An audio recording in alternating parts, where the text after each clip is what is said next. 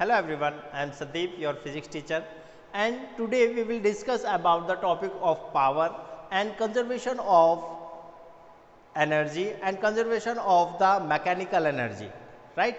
So let's start with the power. What is a power? So power is the capacity of doing work. आप कितना work कितने जल्दी कर लेते हैं या कितने टाइम में करते हैं, वो आपकी पावर को शो करता है. So power can be defined, the power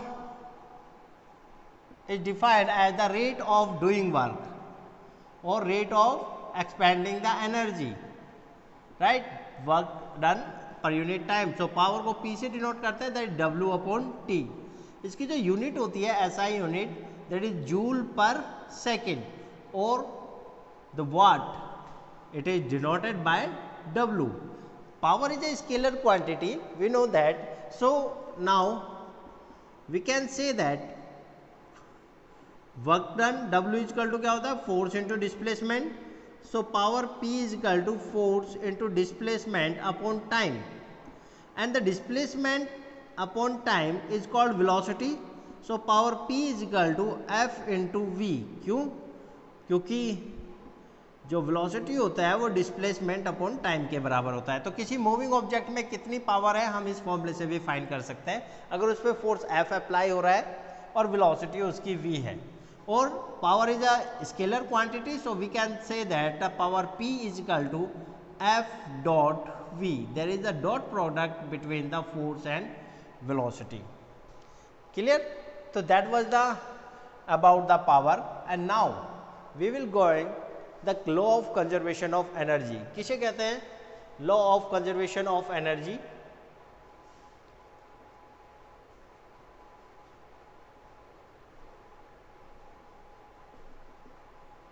of energy, law of conservation of energy.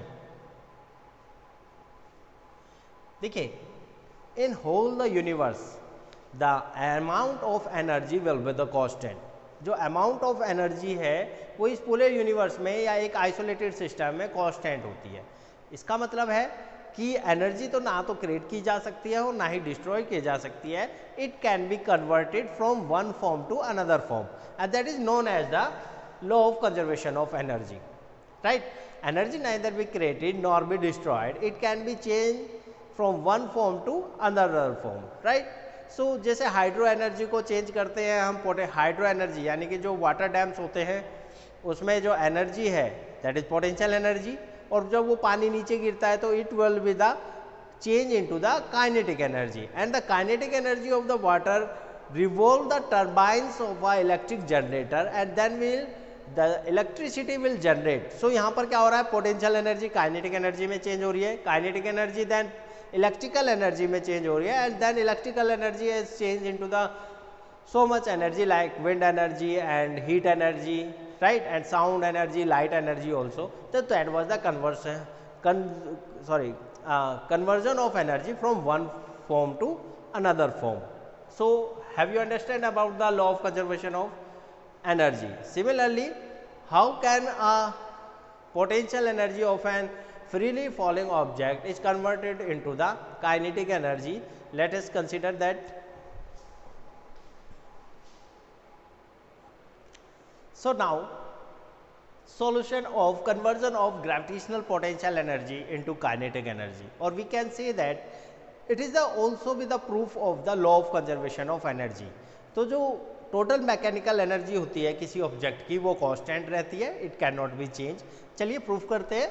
For proofing that let us consider a object of mass m is at a height h at rest, right. एक object है जो मास m है उसका और वो rest पर है h height पे.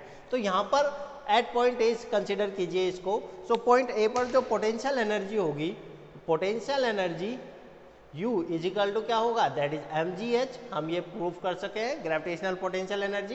And kinetic energy that is equal to the half m u square, और यहाँ पर u क्या है, दैट इज इक्वल टू 0, वो रेस्ट पर है. तो जो काइनेटिक एनर्जी होगी वो क्या होगी, that is equal to 0. So total energy and total mechanical energy कितनी होगी, total energy is equal to potential energy plus kinetic energy that means E is equal to mgh plus 0, तो E is equal to कितना आया mgh। ये है total energy at point A. Similarly अब object को release किया गया, suppose कीजिए किसी टाइम पर ऑब्जेक्ट बी पोजीशन पे आ गया और उसने डिस्टेंस कवर किया x। क्लियर? तो अब नीचे से डिस्टेंस कितना बचा, ग्राउंड से अब ऑब्जेक्ट का जो डिस्टेंस है that is h minus x. तो अब बी पॉइंट पे कंसिडर कीजिए, let us consider at point B. तो जो पोटेंशियल एनर्जी होगी, potential energy, gravitational potential energy U is equal to that is mgh minus x, क्योंकि अब उसकी ग्राउंड से हाइट कितनी है h माइनस एक्स। तो U is equal to mgh minus mgx। और the kinetic energy, the kinetic energy is half m v square. अब v square की वैल्यू फाइंड करनी है कि ऑब्जेक्ट की वेलोसिटी क्या है, यहां पर ये v वेलोसिटी से मूव कर रहा है। So from third equation of motion, third equation of motion क्या कहता है, that is third equation of motion ये है कि v square is equal to u square plus 2gh, right? मतलब 2as हम लिख सकते हैं इसे, जहां पर एक्सीलरेशन g है और s कितना है, that is equal to the x। कितना डिस्टेंस कवर किया उसने, x। So v square is equal to u is that mean 0 plus 2g at x। So v square की वैल्यू कितनी आई, ये है 2gx। सो काइनेटिक एनर्जी कितना हो जाएगा अब, that is half m into v square, यानी कि 2gx। 2 से 2 कैंसिल, तो काइनेटिक एनर्जी की जो वैल्यू आती है दैट इज mgx। अब अगर हम टोटल एनर्जी निकालें, total energy E is equal to potential energy यानी कि mgh माइनस mgx और प्लस काइनेटिक एनर्जी जो आती है mgx। इससे ये कैंसिल, तो total energy E is equal to mgh। तो total energy will be the constant mgh। लेकिन पहले क्या था, देखिए पहले काइनेटिक एनर्जी 0 थी, पोटेंशियल एनर्जी mgh है। अब बी पॉइंट पे क्या हुआ कि पोटेंशियल एनर्जी में mgh से कुछ माइनस हुआ, mgx, यानी कि पोटेंशियल एनर्जी में mgx की कमी आई। अब ये mgx की जो कमी आई वो कहाँ चली गई, that is converted into the kinetic energy, क्योंकि अब काइनेटिक एनर्जी कितना हो गया, that is mgx, but total energy will be the same as mgh। ठीक है, तो ये है proof of law of conservation of energy, यानी कि पोटेंशियल एनर्जी कन्वर्ट हो रही है किसमें, काइनेटिक एनर्जी में, but total energy remains constant. So that was the proof of the conservation of the energy, conservation of the mechanical energy. अब बात करें एट पॉइंट सी, तो पॉइंट सी पर भी यही कंसिडर होगा। देख लेते हैं एक बार, पॉइंट सी पर जो पोटेंशियल एनर्जी है that is U is equal to 0, क्योंकि यहाँ पर ग्राउंड से हाइट कितनी है, 0 है, तो potential energy U is equal to 0 and the kinetic energy that is half m v square. और जो v स्क्वायर की जो वैल्यू आएगी सिमिलरली पहले की तरह निकालेंगे, तो v square is equal to 2gh, क्योंकि अब इसने डिस्टेंस कितना कवर किया, h, from the third equation of motion, इसी में पुट करेंगे values. Then kinetic energy is equal to half m into 2gh, और 2 से 2 कैंसिल, तो काइनेटिक एनर्जी आती है दैट इज mgh। ठीक है, so and now total energy,